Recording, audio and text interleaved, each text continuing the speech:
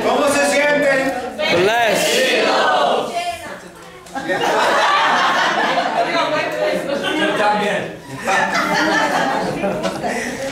Okay, so we're going to go right into the next talk. Father Isaac has been tearing it up, if I may say. Amen. Amen.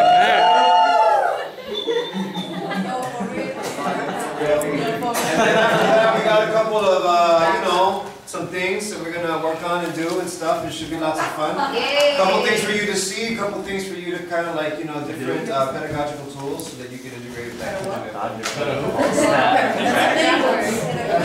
That's how we do.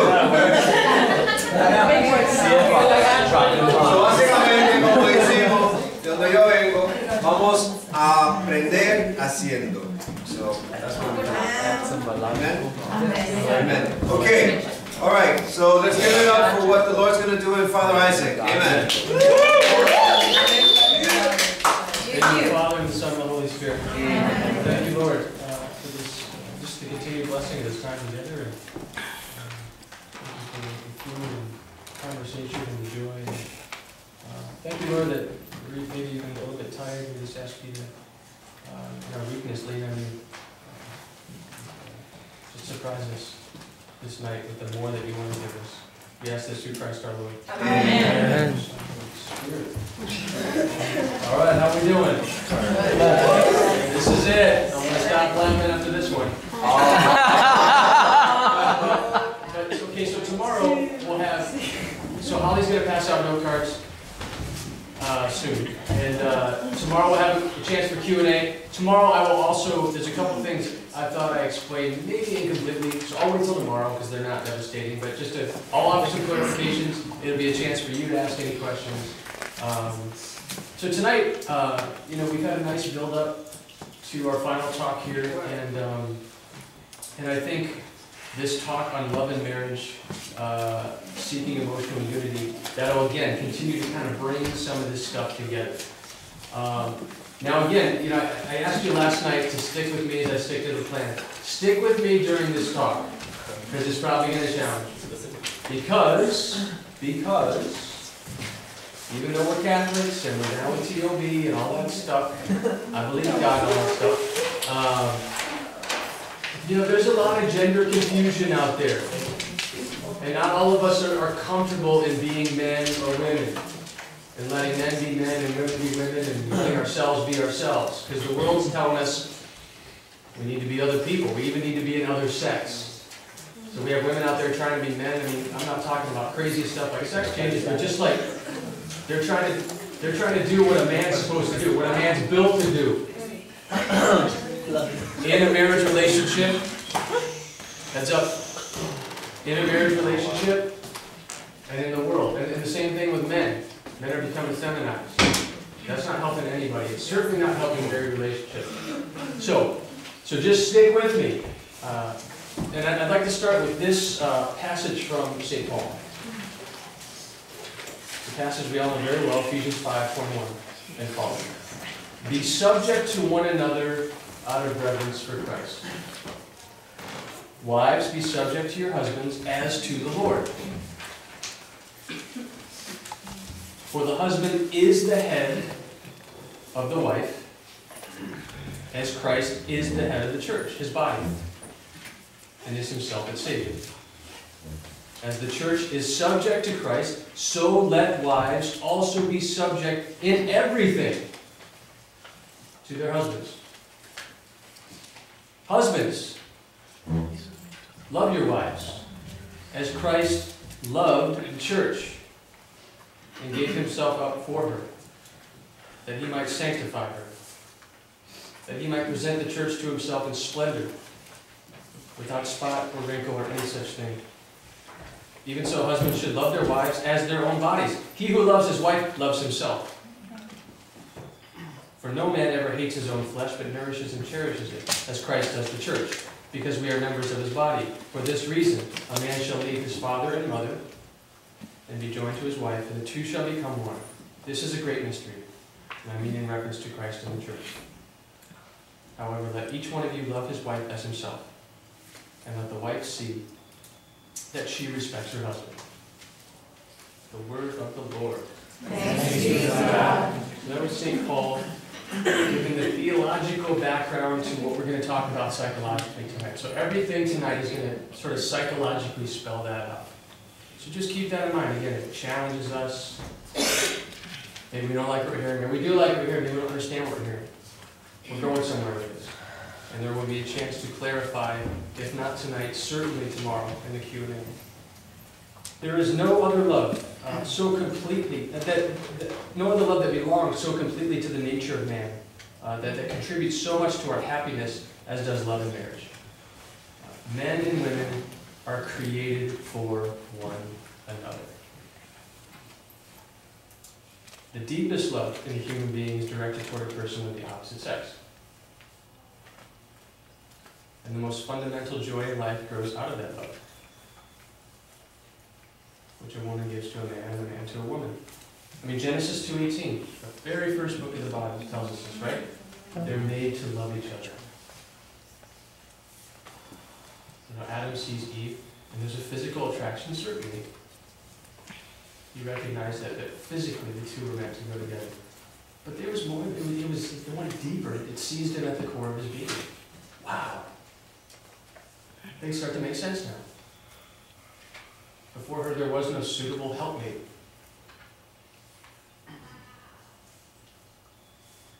Man is a being, we've been talking about this, who grows even psychically, right? We grow in our psyche.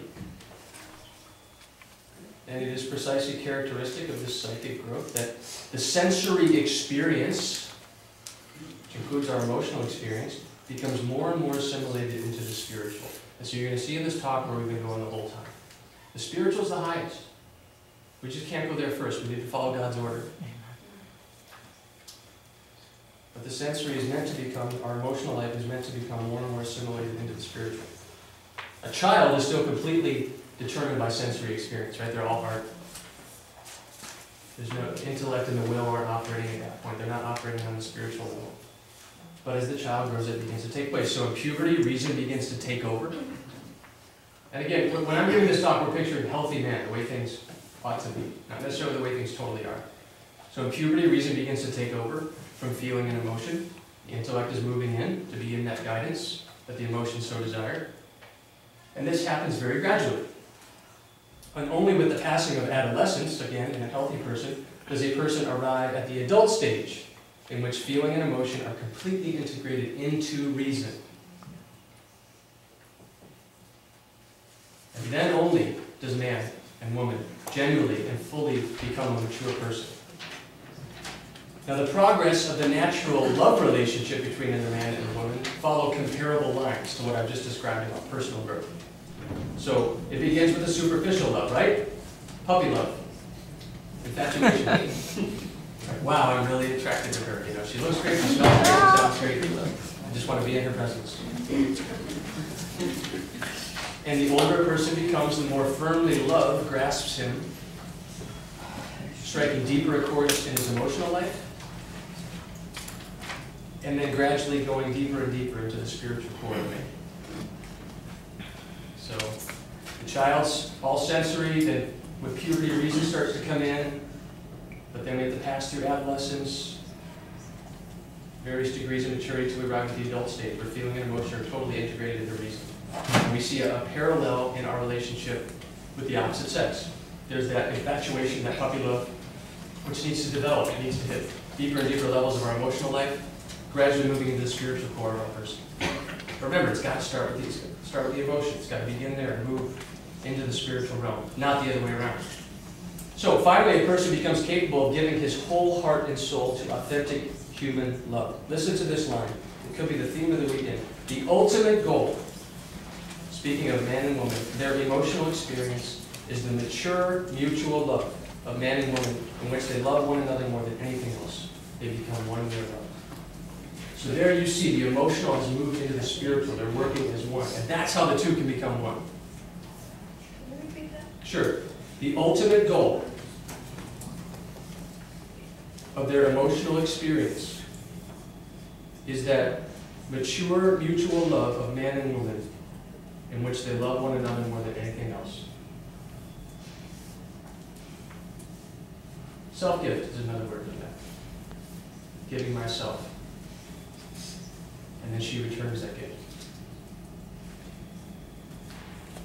So married love is a surrender to the other person of one's whole being and all of its manifestations and expressions. But again, we got to follow the created order.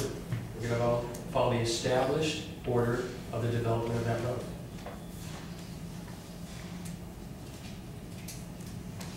Love gives because one is directed to the other. But this act of love, we talked about this last night, this act of love is not fulfilled until the beloved accepts it. So unity is consummated only through this acceptance. The gift of self is made and the other says thank you and receives that gift. And normally, the woman will be the more receptive partner in this relationship. Biologically, psychologically. A man is by nature more active. It's for the woman to share his life, to assimilate all his feelings and to respond to them by uniting herself to him. In this way, she gives him the joy of knowing that his love has been accepted. And she receives the joy of experiencing his love. And knowing that through her loving response to him, she becomes one with him. And this is the union that both desire. That's why we get into these relationships in the beginning, right? Union. We recognize that there's something you have that I need. Like, you complete me. Remember that line from Jerry Maguire? It's not just a stupid line from a movie. Maybe you haven't seen Jerry Maguire. I'm old. But you complete me. It's the recognition of that. This love of deep friendship gives to human nature the fullness of its development. See, we're incomplete in the single sex. That's what we're saying here. And the fullness of human nature, I love this, is only attained when a man can give himself in love to the woman who has been created for him. And she in turn receives his love and returns it. Remember what God said. Let us make man in our image, male and female. The fullness or the completion of human nature is not found in you and me separate, but the two becoming one. That's the greatest image that we have on earth of God. And that's the purpose of human nature in the first place, to reflect the goodness of God. That's beautiful, right? So here we see like theology and psychology coming together here. The union of the wills, remember, are the spiritual love. It's the backbone of married love. The spiritual faculty, our will, is the essential component of our human existence. But the fullness of human activity is not given with the will. So, love in the will is the core, but it's not the fullness of married love. Married love must be emotional love. It has to be. It's a love of feeling and emotion which grasps us in our entirety. Again, even touching the spiritual core of man so that we can make a gift of ourselves. It's an emotional, married love is an emotional surrender to one another.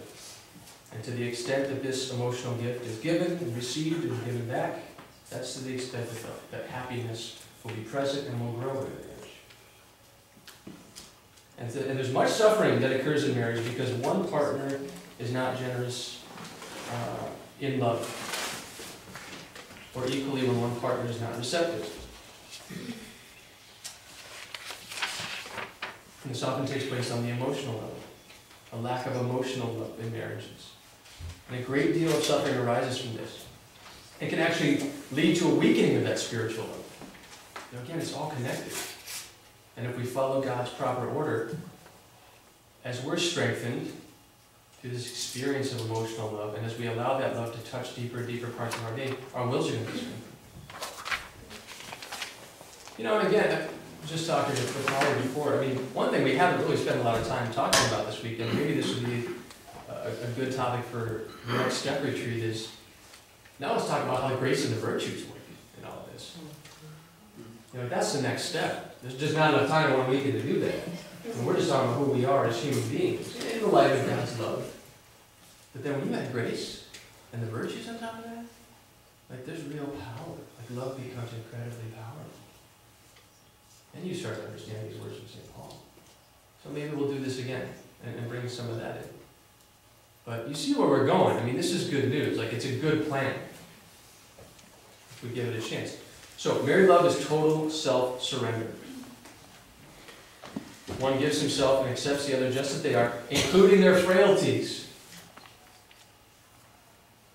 It's impossible for anyone in one sweeping resolve to change their character or eliminate their defects. Tolerance for the defects of the other partner is a basic ingredient of married love. This will challenge you emotionally. And it's surely the most incontestable proof of the genuineness of married love. And let me just time out, let me get on the soapbox real quick. I'm personally not a big fan of, well, let me say what I am a big fan of. I'm a fan of relationships where the couples are equally yoked. Equally yoked, two believers. Not a believer in a project. It doesn't work. Toma.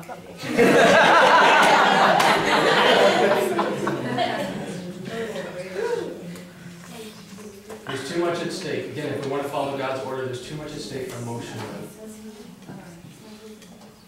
Your future spouse is not your project. Wow. It is impossible for anyone in one sweeping resolve to change his character and eliminate his defects.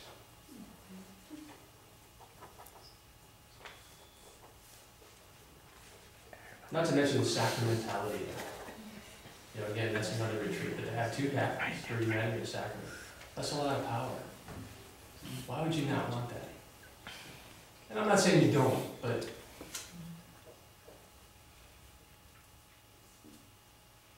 sometimes we wonder if and when, right? And then maybe fear starts to come in. God has a plan for our lives. And we don't need to settle for anything less. So that's just my little soapbox. There's just too much at stake, sacramentally, emotionally. It might be that not everyone agrees with me, not even all priests, but. And this tolerating other people's defects, it serves to intensify and purify our love. So again, it's going to challenge us emotionally, and that's good, because that love needs to go deeper. Purify that love which Christ willed should be the foundation of marriage.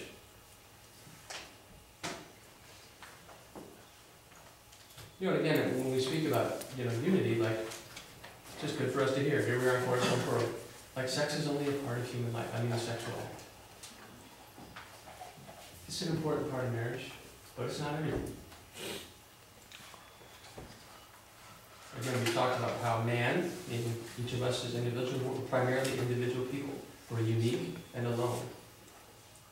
And it has to be so before we can be in communion with one another. Yeah, we need to possess ourselves in order to be able to give ourselves away. So we're primarily unique and individual, and then we're ordered to procreation. So self-surrender to the beloved in my individual human existence is also primary in marriage. Sexual surrender is part of that self-surrender. But self-surrender does not equal sexual surrender. See the difference? Sexual surrender is an expression of that, but it is not equivalent to that. Self-surrender that marriage requires our whole existence.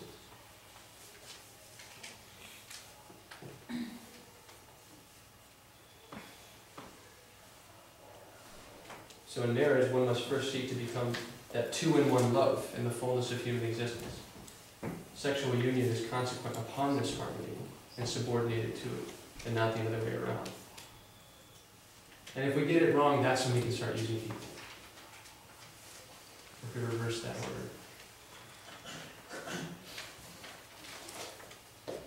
order. Okay, so let's just talk, and so I guess finally, and then we'll talk about emotional growth in marriage, but that, there's an emotional component to the sexual relationship as well. Or if it is to be a healthy sexual relationship, that should be there. So, tenderness should be involved. You're making love, you're not having sex.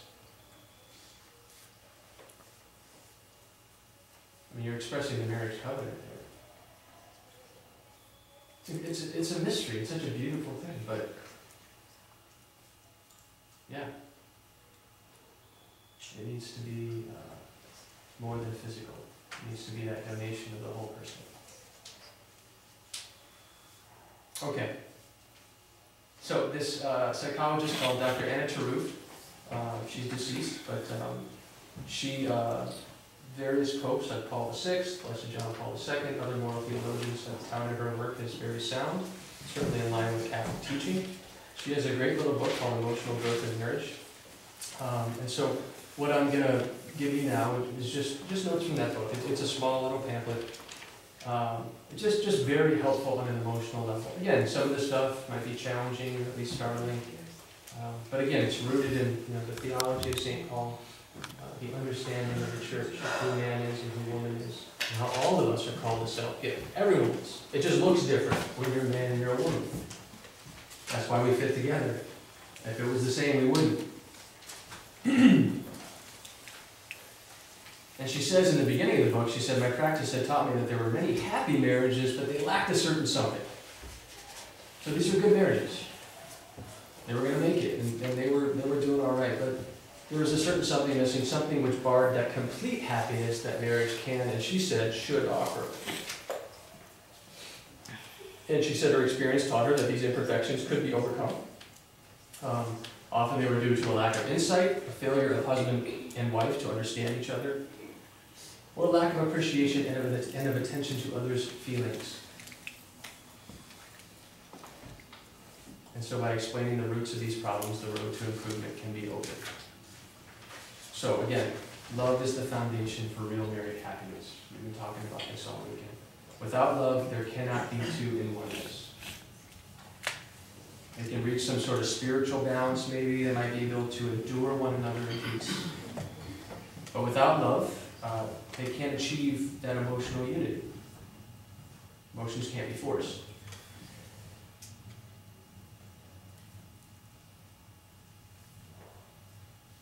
There's a unity, a completion in the emotional sphere that is really necessary for marital happiness. Again, once that takes place, it's going to go deeper. It's going to enter into our spiritual faculties of man. It'll just be greater and greater unity. But following God's created order, we need that unity at the emotional level. Happy marriages depend on couples desiring and willing to live their marriages as fully as possible. And this involves hard work. And this involves making sacrifices, right? And real choices. And bearing with one another in love. Happy marriages, we need to say, they also require biological completeness. Our mental life is built on a healthy biological life. And so if the sexual life is incomplete, the foundation for mental happiness is missing. And again, we're speaking in general, we're speaking in terms of the ideal. At times in marriage, there is a need to not fulfill that desire, to not engage in the marital act. But we're just speaking on the level of principle tonight, not worrying about exceptions. And so unity is lacking when there's not emotional surrender, but it can also be lacking when there's no biological surrender. Oftentimes, she says, that when a marriage feels incomplete, there's something missing in the sphere that lies between the spiritual and the sexual. That's the emotional sphere. That's what we're going to focus on. Again, stuff we've heard, but it's good to hear it over and over again. Happiness and love consists in feeling the love of another. And having the love of the husband for the wife and the wife for the husband flow together in the emotions like two streams which mix completely. And when the emotions of the husband and wife don't touch each other, there's always dissatisfaction. I didn't say destruction. Many marriages have survived without that or without that fullness. But I'm not desiring the best. The fundamental characteristic of the female psyche is that she's directed to the other. She's directed to a man. So in her total personality, spirit, soul, and body, woman is directed and fulfilled in someone else. She has to give herself. She needs to belong to another. And if this doesn't happen, she's insecure. So again, we stand alone, unique, but that's for the sake of self-giving. What does a woman expect emotionally from a man? She expects emotional love. She expects spiritual love as well. But she needs it to touch her emotions. She expects emotional support and affirmation of who she is.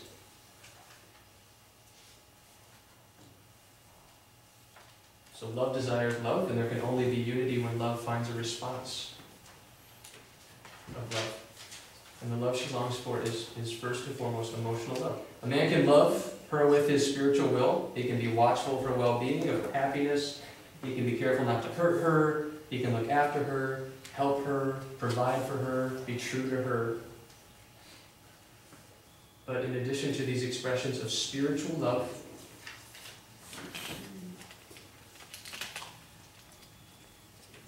there needs to be an emotional love, and it finds its inspiration not in the mere spiritual good, but in the sensory good of the woman. I'm finding, wow, I'm just delighted. Like, I can't believe I'm your husband. And it shows. Again, my eyes, my carriage, my touch. The fact that I I have opportunities to hang out with you, and I do. It's not just utilitarian. I'm not just here to do stuff for you. I'm here to be with you. So again, this love needs to be expressed in a sensory way. And it begins with infatuation. We talked about that. But when that cools, it must grow throughout life. It must develop. Even emotionally, our emotions develop. The woman wants to feel that the husband takes pleasure in her. She knows that personal surrender is also physical surrender, and she wants to bring physical pleasure to her. But it's even more important for her to touch her husband emotionally. Which is why sex without that emotional component is really empty, especially for her.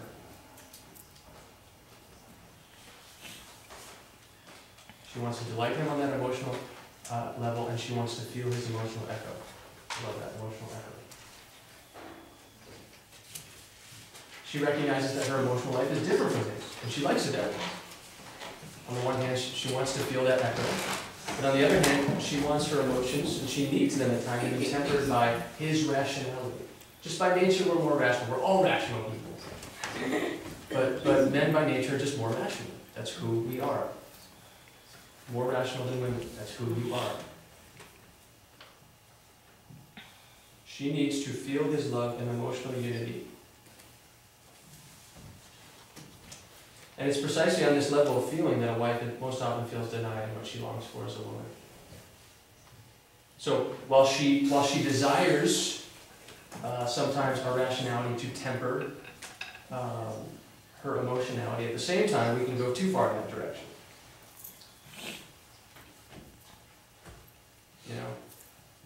You know I love you, I don't have to tell you.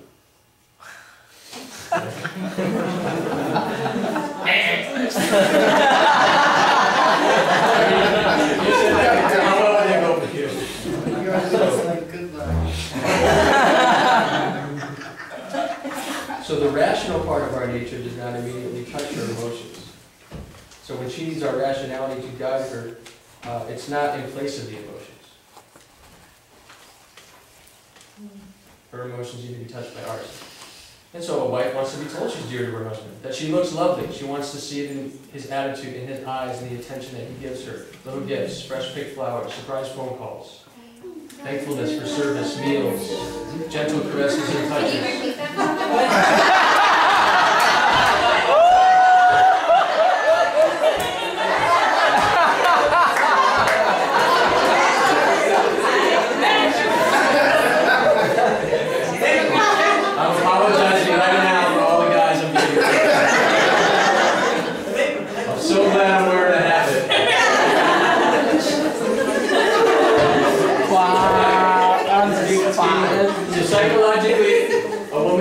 She's not enough in herself. And independence is not the natural way of life for her. Ooh, what does that fly in the face of our culture today?